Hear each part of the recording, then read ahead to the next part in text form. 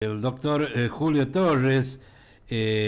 Bueno, él es médico y con el quien queríamos hablar con todo el tema que tiene que ver con dengue, pero también contarnos su historia de vida, que es él también padeció hace poquito con el dengue. Doctor Julio Torres, Simón Gramajo le habla, Radio Fama y ya estamos al aire. Buenas tardes. Hola, buenas tardes, Simón. ¿Cómo está usted? Saludo a usted y a toda su audiencia de Pamayá. Bueno, queríamos hablar sobre el dengue. Tenemos lamentablemente casi 1000 casos, 932. Se disparó los casos de dengue cuando se esperaba o se está trabajando sobre coronavirus. El dengue no nos deja. Y en el caso suyo, una historia personal que también padeció la enfermedad hace poquito. Sí, sí, bueno, sí, yo hace poco, hará aproximadamente 30 días estuve dengue y como vos me habías pedido de que cuente un poco la experiencia y más que la Sí. experiencia, sino los signos y los síntomas que por ahí uno tiene en esta enfermedad. Bueno, yo te lo puedo comentar, digamos, Claro, en el porque sentido no de que todo, no todo le agarra de la misma manera, con la misma intensidad, fuerza, ha modificado mucho, por ahí era leve, hoy ya hay varios casos que está creándole muchos problemas, no tan solo a los grandes, a los chicos también, ¿no? bueno, mira, en este caso ya te diría que no existen enfermedades, sino existen enfermos, ¿no? O Mm. sea, cada persona se enferma de una manera diferente.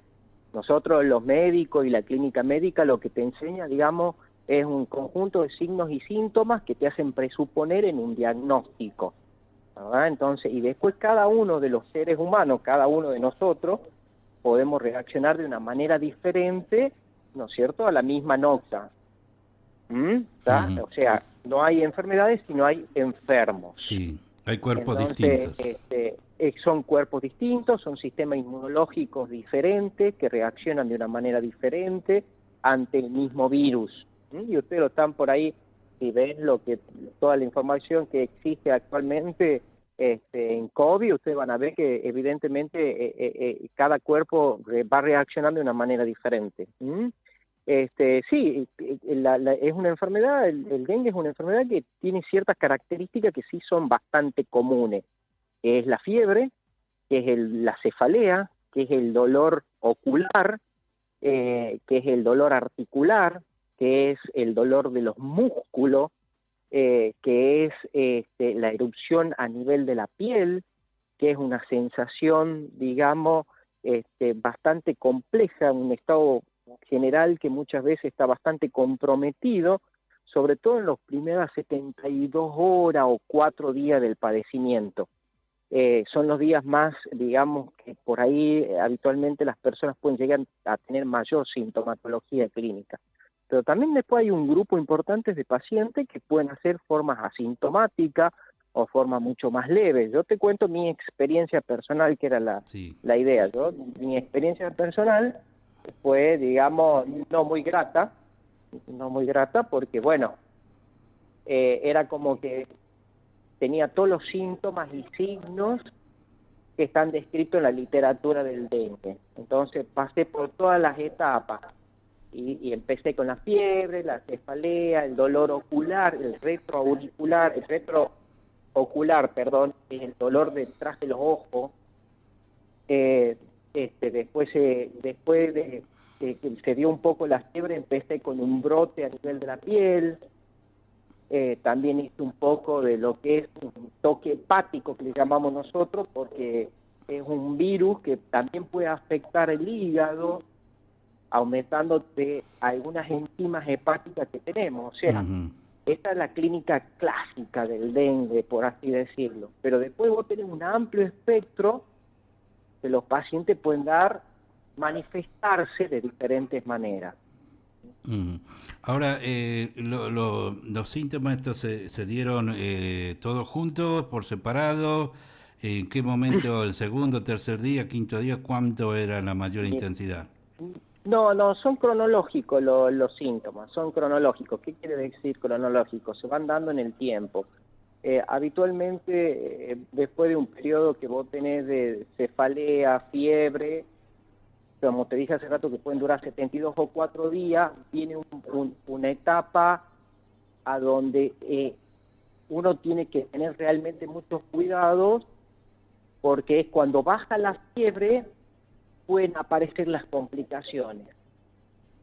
Cuando baja la fiebre, cuando nosotros pensamos que ya estamos bien o mejor, es ahí donde uno tiene que prestar mucha atención porque pueden aparecer las complicaciones. ¿Y las complicaciones cuáles son? Se bajan de golpe las plaquetas, por eso cuando bajan las plaquetas podemos tener síntomas de sangrado de las encías, el sangrado por la nariz o algún otro tipo de sangrado. O también ahí es donde es importante, porque como es un virus que tiene una afinidad también por el hígado, puede hacer de que se nos aumenten, ¿no es cierto?, las enzimas hepáticas. Entonces ahí es donde uno siempre tiene que estar digamos, bien atento como paciente, viendo si nos empieza a agarrar otros síntomas, como por ejemplo dolor abdominal, dolor de panza intenso, que empecemos con alguna pérdida sanguínea, que aparezcan algunos puntitos rojos en la piel, que vos viste que vos te lo apretás y no desaparecen, porque después también tenemos en otro momento de la enfermedad, podemos brotarnos, o sea, salirnos como un montón de ronchas. O sea, yo te explico de esa manera pica, como ¿no? para que, claro, no siempre pica, no siempre pica. Puede haber un fenómeno pruriginoso que le llamamos nosotros, o sea, de picazón, pero que hay que ver si es propio del dengue o puede ser también por algún grado de afectación hepática. Entonces, bueno, eso ya hay que verlo, pero habitualmente no genera un prurito intenso, no es lo más frecuente. Y el dolor, porque muchos manifiestan que es muy fuerte el dolor en determinado momento y que no pasa, no cede, no cesa. El dolor suele, como experiencia personal, pedía muy poquito, muy poco. El dolor es bastante permanente y persistente. Y la única herramienta que tenemos es el paracetamol, porque después no se puede tomar nada más, no podés tomar dipirona, ni mucho menos corticoides, ni hacerte colocar, digamos, ningún tipo de inyectable. Por eso la recomendación siempre y permanentemente que tenemos que tener en la mente es tomar paracetamol, muy buena hidratación, porque el otro tema es es una enfermedad que deshidrata mucho. Por eso es importante la hidratación permanente del paciente. Por vía oral te estoy hablando, ¿no? Te estoy hablando de hidratación, tomar líquido, agua, o si tenés posibilidad de tomar otro tipo de bebida como ser el Gatorade por ahí. Pero la hidratación es fundamental, ¿entendés? Es fundamental tomar el paracetamol, que te va a bajar la fiebre, que te va a mejorar un poco el estado general del paciente, del que sufra el dengue. Lo otro muy importante es quedarse en la casa y evitar de que nos piquen los mosquitos. ¿Por qué? Porque el mosquito que nos pique a nosotros es un mosquito que puede picar a otra persona y de esa manera vamos propagando la cadena de enfermedad. Entonces también eso es importante. O sea, que quedarme en la casa, ponerme el repelente que tenga a mano, llámele citronela, llámele o el que tengamos para usarlo, siempre leyendo las recomendaciones que tiene cada uno de los repelentes, no se los usa todos de la misma manera, pero eso también es importante. Evitar de que nos sigan picando los mosquitos, porque de esa manera cortamos un poco también la cadena epidemiológica que llamamos nosotros. Y es una enfermedad que suele evoluciona bien. Sí, los primeros 72 horas o 4 días, y te hablo ya desde la experiencia personal, tenés muchos síntomas, y bueno, pero después van mejorando y con el tiempo se va volviendo toda la normalidad, los dolores de articulaciones ceden, el dolor muscular cede, pero... ¿En cuánto tiempo? La enfermedad Mira, o sea, para estar totalmente recuperado, más o menos entre 14 y 21 días. Mm. ¿Mm? Eso es lo que te puede llevar una recuperación total, digamos, ¿Quedan total. O sea, alguna secuela o no? que no, habitualmente es una enfermedad que no queda ningún tipo de secuelas. Mm. Lo Ahora más frecuente es que no queden secuelas. la pregunta del A millón. ver, perdón, para. Yo ahí te acabo de contestar como muy médico, Mm. pero secuelas no quedan porque no quedas con ningún tipo de discapacidad ni Mm. incapacidad habitualmente. Pero sí quedas con algo que es muy importante. Vos ya sos una persona que has tenido dengue y que sos mucho más vulnerable, A eso quería o llegar. mucho más vulnerable que el resto, Sí. que a vos te puede, y sos, te puede picar otro mosquito con otro serotipo de dengue, y ahí sí se puede complicar y mucho el cuadro. Claro, nosotros tenemos ¿Tá? ahora O el sea, serotipo 2 y 4, aparte del uno. actualmente circulan el 1 y el 4, entonces uno va adquiriendo la inmunidad. Si yo tengo el 1, tengo inmunidad, o sea, tengo anticuerpos que solamente me protegen con el 1. Pero si me llego a tener, ¿no es cierto?, la mala suerte, por así decirlo, de que me pique un serotipo 4, y bueno, ahí es donde ya existen las formas graves de la enfermedad. Ujú. ¿Sí? Por un lado es Que bueno son porque queda complicaditas, inmune a serotipo 1, pero está ahí pero la quedas incógnita del mucho más 0,4. susceptible, claro, no, pero quedas mucho más susceptible y mayor riesgo, Mm, ¿no es cierto?, de hacer después otro tipo de dengue. mm. O sea, Ahora, para mí el cuidado de la persona que tiene un dengue después tiene que ser mucho más sí, sí. minucioso, o sea, Mm. permanentemente con ropa larga, blanca, el repelente, y después, por supuesto, con todas las medidas que ya tenemos. El mosquito lo tenemos dentro de la casa, nos guste o no. Ahora la pregunta, doctor, ¿usted se cuidó? ¿Usaba el repelente? ¿Qué pasó? Mira,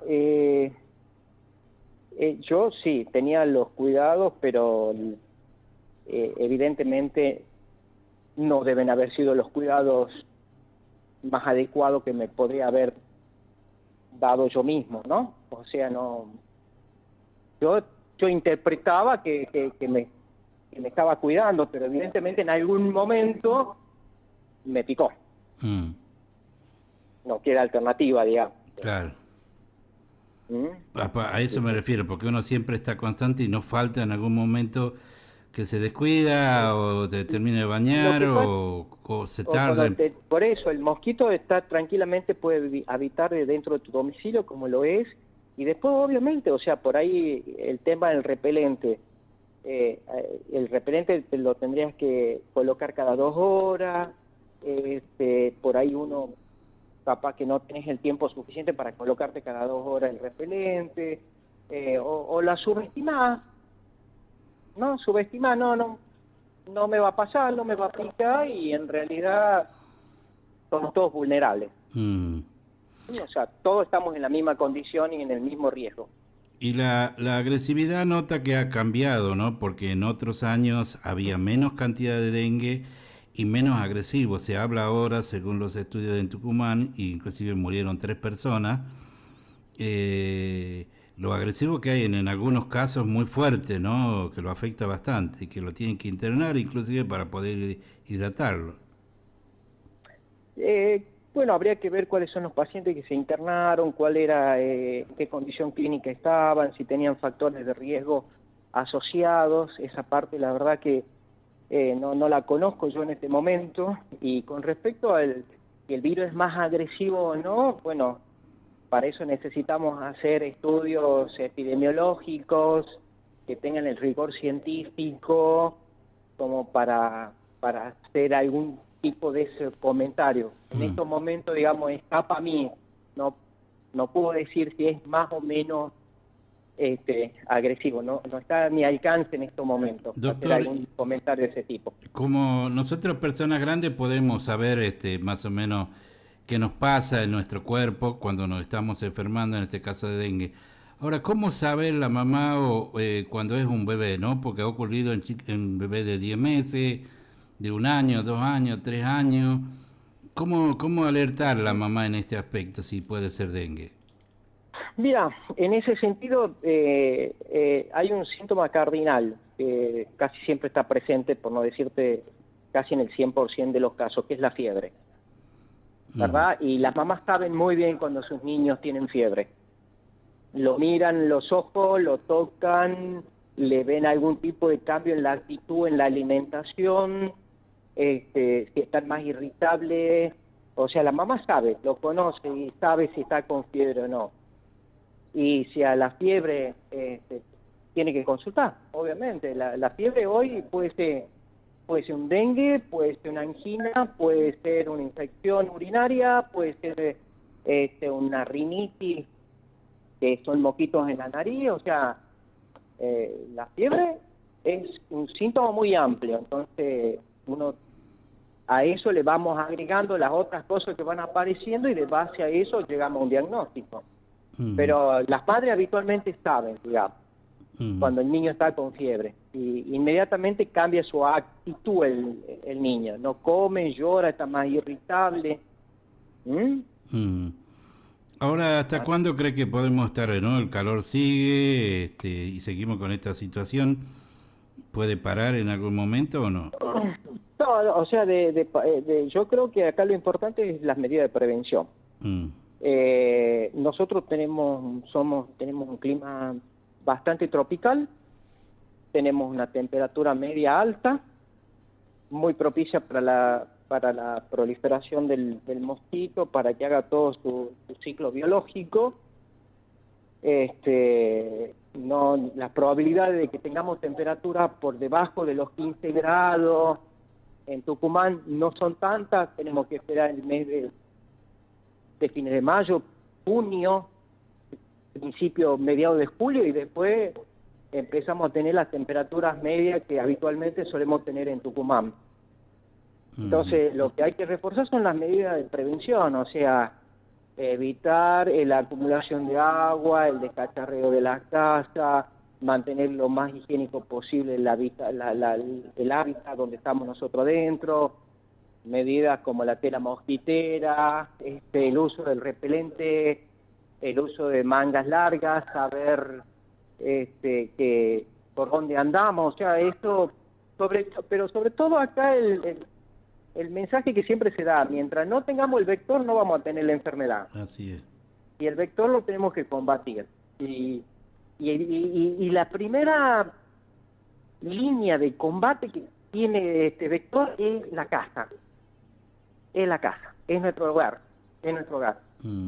¿Entendés? Porque ahí por más que muchas veces no nos demos cuenta, tenemos pequeños lugares que puede haber larva de los mosquitos o el espacio propicio para que este mosquito prolifere. Y por ahí muchas veces ni cuenta nos damos. Porque no siempre revisamos la canaleta, no siempre.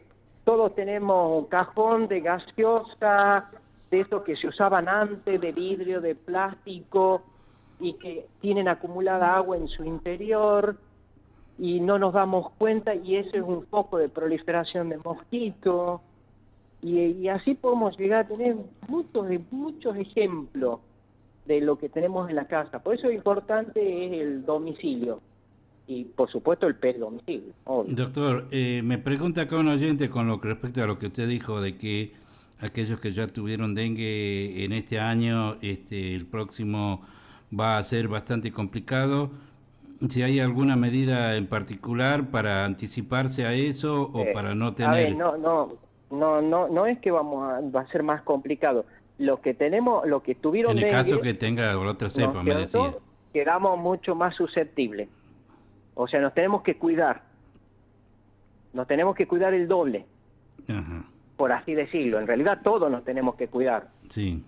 ¿Entendés? Porque si nosotros logramos de que el mosquito no circule y que no tengamos circulación, hoy tenemos una epidemia, o sea, hoy tenemos un número elevado de casos de dengue, pero el año que viene no sabemos. O sea, si logramos erradicarlo, o si logramos un buen...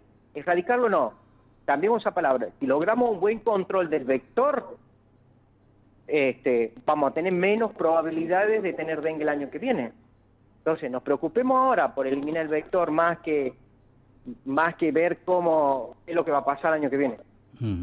O sea, hoy nos tenemos que ocupar. Hoy. Hoy y todos los días. Todos los días. Y en invierno a veces nos quedamos, las campañas de invierno. Sí, a veces nos quedamos en invierno cuando no hay caso, pensamos, no va a pasar nada, y bueno, todavía el huevito sigue manteniéndose y esperando un poquito de agua o calor. Claro, que es bastante frecuente acá en Tucumán, ¿no? Que puede aumentar la temperatura en cualquier momento y ahí prolifera el mosquito. Yo creo que todo esto también, esta situación nos tiene que dejar como una enseñanza también, como todo, decir, bueno, no, mirá, pasó esto, no nos relajemos y vamos todos, trabajemos para evitar de que tengamos el vector. ¿Qué es lo mejor que podemos hacer? Así es.